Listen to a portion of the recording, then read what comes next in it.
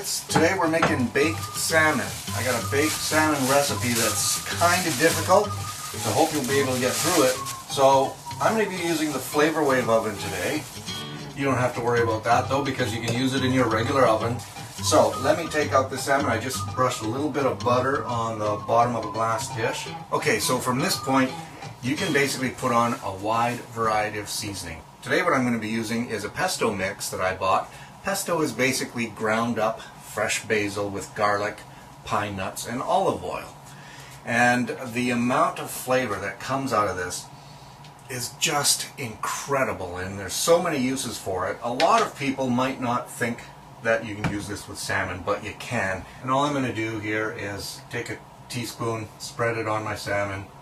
Now, because pesto is pretty vibrant, it's a pretty strong flavor in itself, you're really not going to need a lot of additional seasoning for this.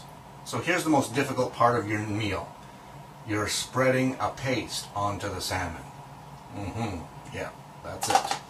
I think we're going to make a little cold dip for the salmon afterwards, but we can put this in the oven right now. I told you it was going to be difficult, and I warned you right from the start. Okay, so like I said, you can put this in your oven, but I'm using the flavorwave today. Get my pan, my plate right in there.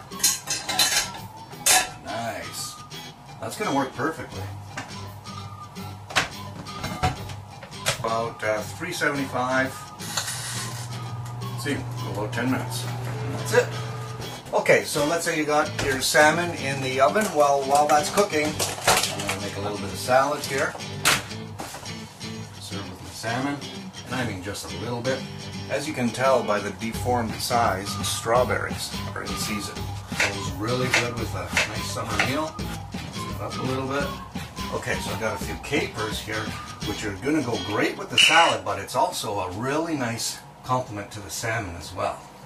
And all we're going to do here, put a little bit of Kraft balsamic vinaigrette. There, another plug I'm not getting paid for. Wow.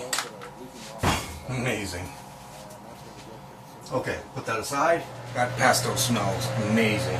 Grab a bit of mayonnaise. That pesto has added an immense amount of flavor to that salmon. If I had a mild salmon, this dip might have a bit more gumption to it.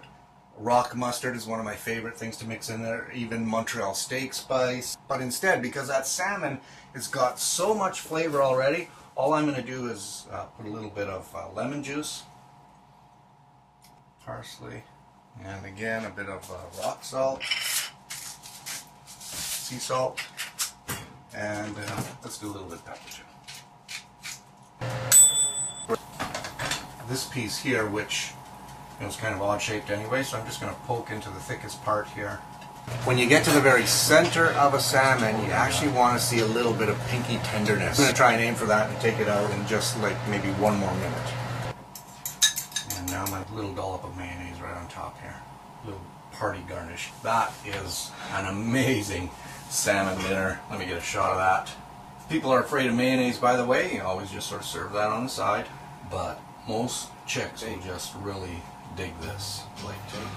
Alright, there you go. Pesto baked salmon in the flavorwave. Alright, you guys take care. I'm going to chow down on this.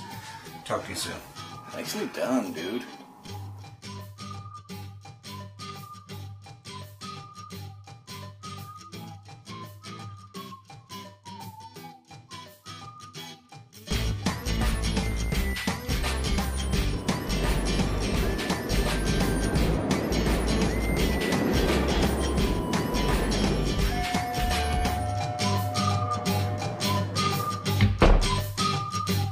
Oh my God, nuts.